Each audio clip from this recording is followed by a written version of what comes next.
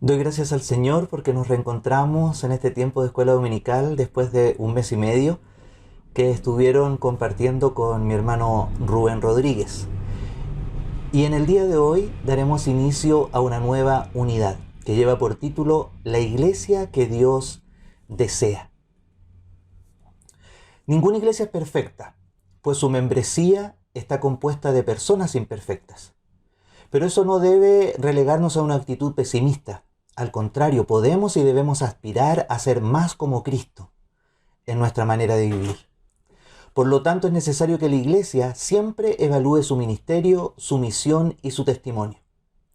Podemos celebrar la manera en que nos dedicamos al servicio del Señor y su reino, pero también es necesario identificar las áreas donde hemos perdido el enfoque o donde nos hemos desviado del curso.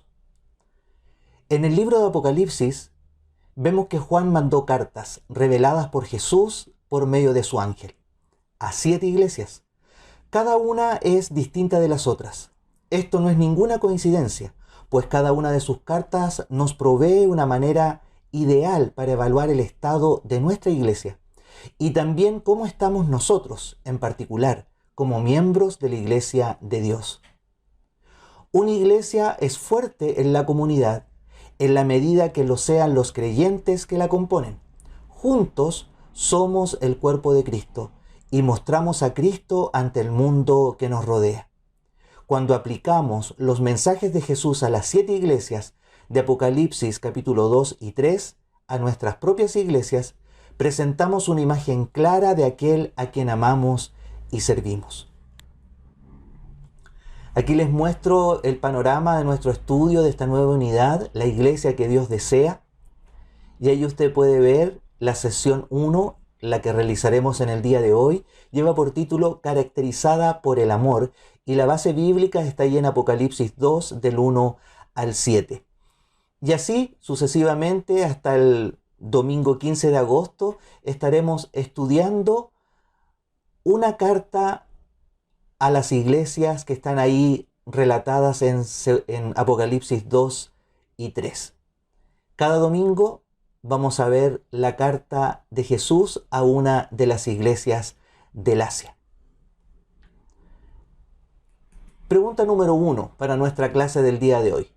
Nombra algunas actividades que te gustan de la iglesia. Esas actividades que tú estás dispuesto a servir, ayudar y en la que te gusta participar. Piensa, escríbelas ahí en tu cuaderno.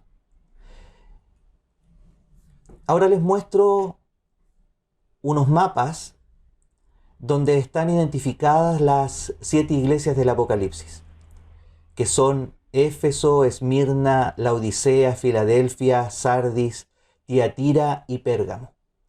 Por un lado está el mapa donde la ubicamos en el mundo, ¿cierto? Asia, cerca de Grecia, ahí vemos la bota de Italia, en la parte inferior del mapa vemos ahí Egipto, por el otro lado está Israel, Jerusalén, Arabia, el mar Mediterráneo, para que ubiquemos dónde estaban estas iglesias a las cuales el apóstol Juan escribe, reveladas por el Señor Jesús. Y en el otro mapa están más cerquitas, solamente mencionando las 7 iglesias del Apocalipsis. Como les decía en el día de hoy, el título de nuestra lección es Caracterizada por el amor. La iglesia que Dios desea, en primer lugar, se caracteriza por el amor. Es posible que nosotros amemos algo con todo nuestro ser y con todo nuestro corazón. Muchas veces puede ser el trabajo, puede ser a los hijos, puede ser la familia, pero cuando nuestro amor es mayor por otras cosas que por el Señor, se puede transformar en un ídolo. Tenemos el potencial para transformar algo en un ídolo. Y como creyentes somos susceptibles a eso también. El dilema descansa en la realidad de que la salvación es por gracia, no se puede separar de las buenas obras. Es un problema sutil, pero si no nos mantenemos alertas, nuestro amor puede distraerse. Podemos amar el trabajo de la iglesia, podemos amar el quehacer de la iglesia. Por eso la primera pregunta, menciona las cosas o las actividades que más te gustan, porque podemos priorizar y amar ciertas cosas del ministerio de la iglesia, pero relegamos nuestro amor al Señor a un segundo o un tercer plano. Si no hacemos tales o cuales cosas, no nos gusta la iglesia o no nos gusta lo que estamos en lo que estamos. Esta triste condición se revela al ver a Cristo, quien, como nos dice el versículo 1 de Apocalipsis 2, anda en medio de los 7 candeleros de oro, en comunión con las iglesias.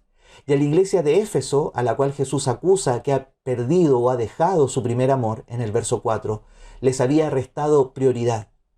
Es una paradoja, la iglesia estaba haciendo buenas obras y Jesús las reconoce, pero para ella sus obras eran más importantes que mantener su relación con Él. Le invito a orar para que le pidamos al Señor que estemos conscientes de darle nuestro servicio a Dios por amor a Él y no hacerlo de manera rutinaria. Oremos. Amado Dios y Padre Celestial, te pedimos que al iniciar esta nueva unidad, al estudiar las cartas a las iglesias de Asia, ahí en el Apocalipsis, tú puedas, Señor, hablarnos qué es lo que tú esperas de nosotros como iglesia.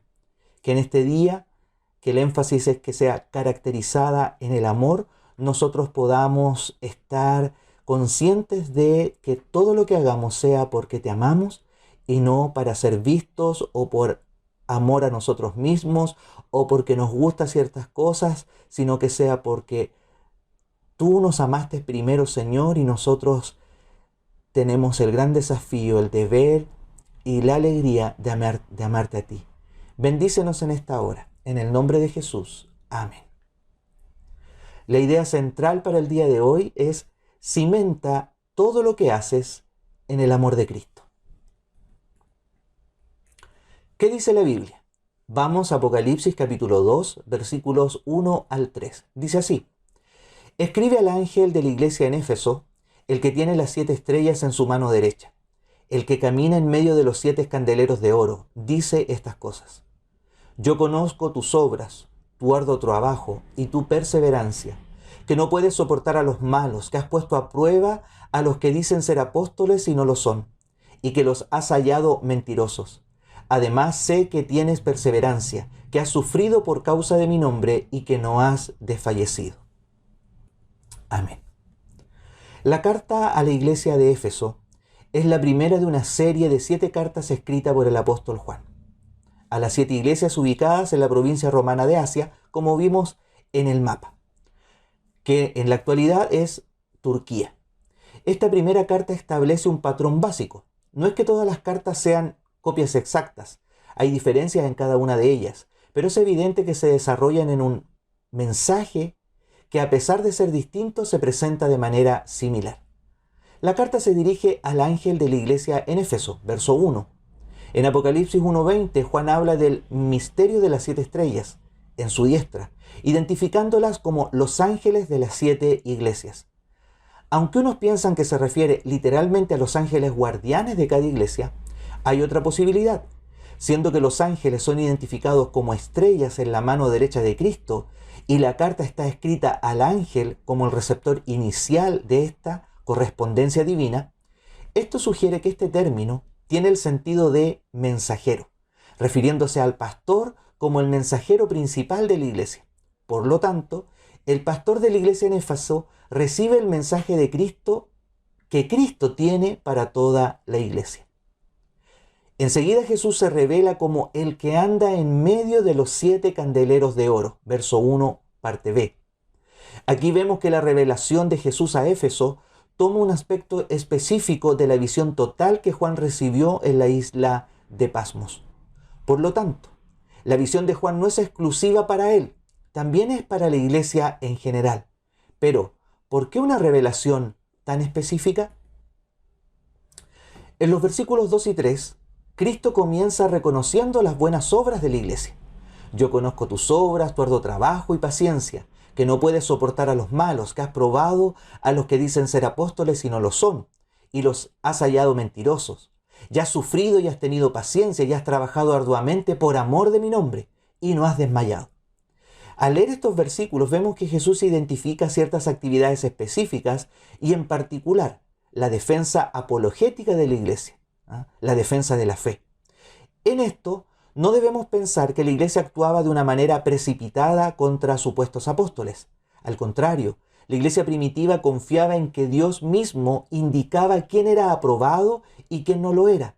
Pablo afirma que la aprobación del fiel siempre se hace manifiesta bajo la prueba.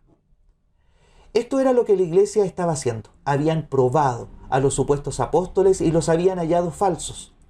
La iglesia se había comprometido a realizar un proceso deliberado de investigación y por una buena razón. La iglesia imitó a la iglesia en Berea, que nos relata Hechos 17:11, evaluando las enseñanzas de los supuestos apóstoles, escudriñando la Escritura y para asegurar que sus enseñanzas estaban de acuerdo con la sana doctrina. Jesús identifica a estos apóstoles como malos, dándoles una caracterización moral. Por lo tanto, no es que estaban simplemente equivocados en algún detalle doctrinal. Para Jesús y para la iglesia de Éfeso, las enseñanzas de estos falsos apóstoles brotaban de la maldad y el pecado. Como podemos ver, esta clase de trabajo no era nada fácil, ni tampoco era algo que saltaba a la luz de manera inmediata. Jesús los alaba por ese arduo trabajo y por la paciencia demostrada. Ambas cualidades se mencionan 2 veces. Cuando Juan escribe a la iglesia de Éfeso, nos da la impresión de que la iglesia era madura en el conocimiento de su fe. Sabemos que así es, pues Jesús la alaba por sus buenas obras. No hay evidencia de que la iglesia pensara ganarse la salvación tratando de acumular obras como mérito para redimirlas en el día del juicio. Ellos sabían que eran salvos por gracia, por medio de la fe en Jesús, pero es evidente que tenían un conocimiento más profundo de su fe, pues sus hechos lo demostraban. Resaltemos 3 puntos de estos primeros versículos. Primero, la iglesia fiel siempre sobresale de alguna manera. Cuando Jesús predicó el Sermón del Monte, ahí en Mateo 5 al capítulo 7, acertó que una ciudad asentada sobre un monte no se puede esconder. Ni se enciende una luz y se pone debajo de un almud, sino sobre el candelero, y alumbra a todos los que están en casa. Mateo 5, 14 y 15. La verdad es que toda iglesia debe ser como una luz en un mundo de oscuridad. La iglesia en Éfeso tomó su ambiente en serio y nosotros debemos hacerlo también. En segundo lugar, la iglesia fiel siempre tiene buenas obras que suplen las necesidades. Lo primero que Jesús dice de esta iglesia es que la conoce por sus obras.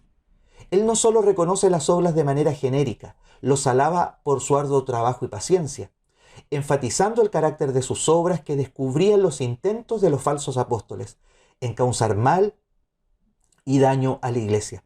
Las buenas obras siempre son la solución para suplir lo que la iglesia necesita para vencer.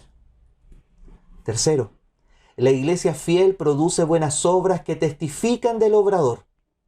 Jesús revela la dedicación de estos hermanos. Cuando tomamos su sufrimiento, su paciencia, su arduo trabajo y los esfuerzos para no desmayar, esos nos muestran que los efesios pagaron un gran precio para ofrecerle a Dios obras que fueran dignas de Él. A la verdad, toda iglesia debe ser reconocida no solo porque predica el Evangelio de Cristo, sino también porque ataca con todas sus energías las obras destructivas del maligno. Pregunta número 2. ¿Qué ministerios de tu iglesia benefician a la comunidad? Los versículos siguientes muestran que el creyente debe estar motivado por su amor a Cristo en todo lo que hace. ¿Qué dice la Biblia? Veamos en Apocalipsis 2, del 4 al 6. Dice así: Sin embargo, tengo contra ti que has dejado tu primer amor. Recuerda, por tanto, de dónde has caído, arrepiéntete y haz las primeras obras. De lo contrario, yo vendré pronto a ti y quitaré tu candelero de su lugar si no te arrepientes. Pero tienes esto, que aborreces los hechos de los nicolaítas, que yo también aborrezco. Al leer los primeros 3 versículos, podríamos concluir que la iglesia en Éfeso estaba perfecta en comunión con el Señor, pero este no era el caso. Nos sorprende que después de haber encomiado a la iglesia por sus buenas obras, Jesús señala uno de los pecados más graves. Dios juzga a su pueblo escogido por su infidelidad, por haber despreciado su relación con Dios. Nos dice ahí Jeremías 3, 19 al 21. Yo decía, ¿cómo te he de poner entre los hijos y te he de dar la tierra deseable, la heredad más bella de las huestes de las naciones? Y yo mismo decía, me llamarás Padre mío, y no te apartarás de en pos de mí. Pero como la mujer que traiciona a su compañero, así me han traicionado, oh casa de Israel, dice el Señor. Una voz fue oída en los cerros, es el llanto de los ruegos de los hijos de Israel, porque han pervertido su camino y se han olvidado del Señor su Dios. La iglesia de Éfeso estaba reviviendo el mismo pecado, y el Señor les señala, has dejado tu primer amor. Ahí en el verso 4. Esto no quiere decir que sus buenas obras no fueran de algún valor.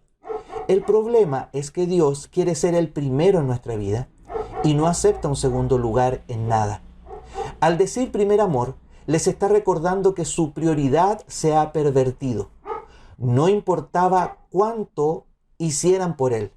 Era más importante mantener su afecto y su relación con Él sobre todas las cosas. El alivio para esta condición triste se encuentra en 2 acciones que la iglesia debe tomar a la mayor brevedad. Primero, Jesús los amonesta. Recuerda por tanto de dónde has caído. Verso 5. En la Biblia, el recordatorio de las bendiciones de Dios por su pueblo son un fuerte testimonio para mantener nuestra fidelidad a Él. Primera de Juan 3:19 nos recuerda, nosotros le amamos a Él porque Él nos amó primero. No cabe duda que recordar todo lo que Jesús ha hecho por nosotros restaurará nuestro afecto por Él. Segundo, al recordar la bondad de Dios hacia nosotros, reconocemos que hemos pecado y necesitamos arrepentirnos. Jesús le dice a la iglesia en Éfeso, arrepiéntete y haz las primeras obras. Verso 5b. El arrepentimiento es un giro hacia el lugar opuesto, 180 grados, en relación al rumbo en que andábamos. Jesús desafía un cambio radical y completo, no gradual o por medida. El fiel regresa a las primeras obras, a las obras que tienen a Jesús como su primer amor. El problema es serio y Jesús se los advierte, pues si no, les dice, vendré pronto a ti y quitaré tu candelero de su lugar si no te hubieras arrepentido. Verso 5, parte C. Como ya notamos, los candeleros de oro representan a las iglesias. La advertencia es verdadera, pero hay que entender bien. La historia de la iglesia a lo largo de más de 2000 años revela el fin de muchas iglesias fuertes y vivas en su tiempo, pero que desperdiciaron su relación con Cristo y terminaron en el polvo del olvido. Esto no quiere decir que algunos miembros en particular hayan perdido su salvación, pues toda la iglesia tiene miembros fieles. Jesús simplemente advierte que cuando una iglesia local abandona su primer amor, que tiene que ser Cristo Jesús, pierde su misión y su lugar en el plan soberano de Dios. Jesús no los había descartado, pues nota lo que dice el verso 6, pero tienes esto, aborrece las obras de los nicolaítas, las cuales yo también aborrezco. Los nicolaítas eran un grupo hereje que malinterpretaba el Evangelio para promover un libertinaje moral. Cristo rechazaba esas falsas enseñanzas y la iglesia de Éfeso también. ¿Cuántas veces nos hemos envuelto en algo tan interesante que nos olvidamos del tiempo? Sabíamos que teníamos tiempo limitado, pero lo dejamos pasar. Al hacer esto estamos priorizando lo que importa más y lo que es de menos importancia. Todos hemos hecho esto con nuestro trabajo, con la familia y la salud. A la luz de esta realidad, estos versículos que acabamos de leer y reflexionar nos dan 3 lecciones que necesitamos aprender. Primera lección. Recordemos que no podemos priorizar algo sin tener que poner otras cosas en segundo lugar. Muchos creen que pueden tener todas las cosas en un primer lugar, pero esto no es posible. Por ejemplo, cuando la persona pone a su trabajo en primer lugar, su familia sufre. Es inevitable. Cuando Jesús alabó a la iglesia de Éfeso por sus buenas obras, no se abstuvo de recordarles que lo habían hecho al costo de rebajarlo a él en importancia. Segunda lección. Recordemos que hay diferencia entre hacer y amar. Los efesios podían haber hecho todo lo que hicieron y seguir amando a Jesús, sobre todo, pero tenían más amor por las obras que hacían que por Jesús, a quien decían amar. Tercera lección. Recordemos que al priorizar los aspectos de nuestra vida, unas cosas pueden caer en el olvido. Por lo tanto, hay cosas que nunca deben entrar en el proceso de reevaluación. Estas son cosas como nuestro amor por el Señor. Otras son las primeras obras, las cuales hicimos por amor a Él. Un amor sincero, no fingido, se caracteriza la obra que Dios aprueba. El cristiano, cada uno de nosotros, está llamado al arrepentimiento, a renunciar a su manera de pensar y de actuar, aun cuando esté en desacuerdo con Dios. El amor incondicional a Él nunca nos limita para hacer todo lo que queremos hacer. Cuando amamos a Jesús sobre todo lo demás. Salmos 21:2 afirma: le has concedido el deseo de su corazón y no le has negado la petición de sus labios. Sigamos reflexionando. Pregunta número 3. ¿En qué sentido tu iglesia es desconocida o conocida en tu comunidad? Los versículos siguientes nos dan la seguridad de que un día moraremos con Cristo por la eternidad. ¿Qué dice la Biblia? Llegamos al último versículo de esta primera carta. El que tiene oído, dice el versículo 7 de Apocalipsis 2, oiga lo que el Espíritu dice a las iglesias. Al que venza le daré de comer del árbol de la vida que está en medio del paraíso de Dios. Uno de los aspectos consistentes a lo largo de las 7 cartas de Apocalipsis 2 y 3 es que terminan con la misma frase: el que tiene oído, oiga lo que el Espíritu dice a las iglesias. Lo pueden revisar. El versículo 7 que estamos viendo ahora, el versículo 11 del capítulo 2, 17 y 29 del capítulo 2, y en el capítulo 3, versículos 6, 13 y 22. Ya que la frase se refiere al cristiano en particular, tanto como a las iglesias en plural, podemos estar seguros de que ninguna de estas cartas era exclusivamente para una iglesia. El Cristo glorificado probablemente se refirió a 7 iglesias para implicar que se estaba refiriendo a la iglesia en su totalidad, en el ayer, en el presente y en el futuro. La frase se refiere al oído y es importante saber por qué. La Biblia tiene mucho que decir de la incapacidad del oído para oír la voz de Dios. Puede buscar ahí en Jeremías 6:10, en Romanos 11:8. En Mateo 13, 14 al 15, Jesús cita al profeta Isaías, capítulo 6, versos 9 y 10, quien caracteriza al mundo hundido en pecado. Jesús declara: de manera que se cumple en ellos la profecía de Isaías, que dijo: de oída oiréis y no entenderéis, y viendo veréis y no percibiréis, porque el corazón de este pueblo se ha engrosado, y con los oídos oyen pesadamente, y han cerrado sus ojos, para que no vean con los ojos, y oigan con los oídos, y con el corazón entiendan, y se conviertan, y yo los sane. Como podemos ver, el hombre contaminado con el pecado nunca puede oír ni percibir el mensaje de Dios, a menos que sea regenerado espiritualmente. En ese momento, el salvo puede oír la voz de su Salvador. Cristo dijo: mis ovejas oyen mi voz y yo las conozco y me siguen. Juan 10:27. Y también dice: bienaventurados vuestros ojos porque ven y vuestros oídos porque oyen. Mateo 13:16. Por lo tanto, es obvio que esta no es una invitación al inconverso en general, sino a sus seguidores, que tienen la capacidad de oír la advertencia del Señor y de hacer los ajustes necesarios mientras haya oportunidad de hacerlo. La advertencia de Jesús viene con una gran promesa: al que venciere, le daré a comer del árbol de la vida, el cual está en medio del paraíso de Dios.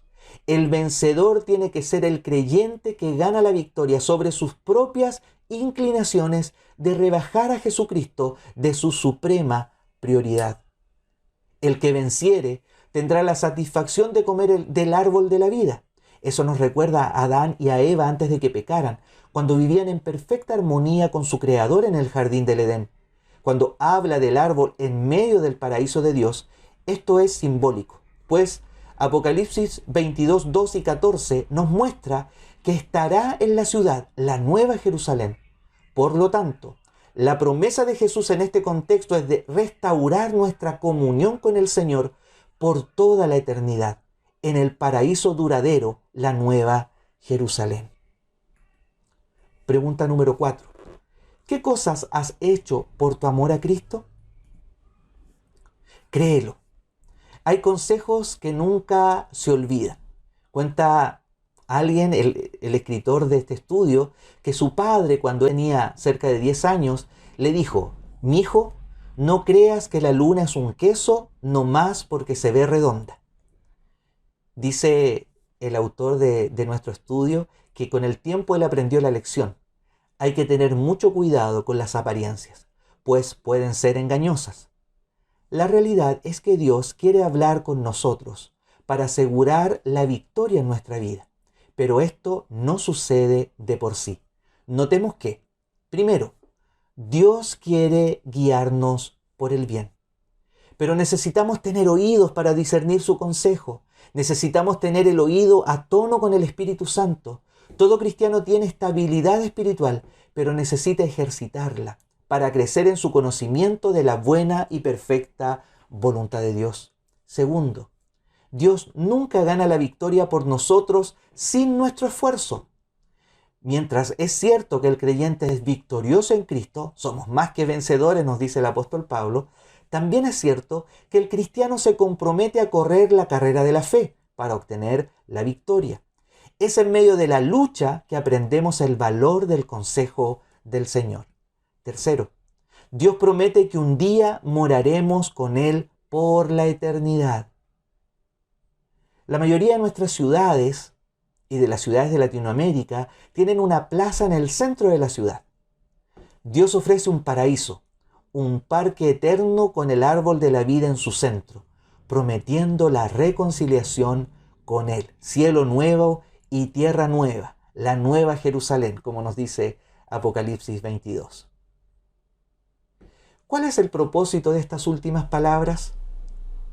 Habiendo perdido su primer amor en Cristo, esto es simplemente una invitación a poner todo en su lugar con Cristo antes y sobre todas las otras cosas importantes y necesarias de la vida. Pregunta número 5. Nombra una buena obra que Dios te está pidiendo que hagas. Ya al finalizar nuestra lección del día de hoy, te invito a leer nuevamente estos 7 versículos del libro de Apocalipsis, del capítulo 2, que es la carta a Éfeso, y puedas poner en práctica la lección.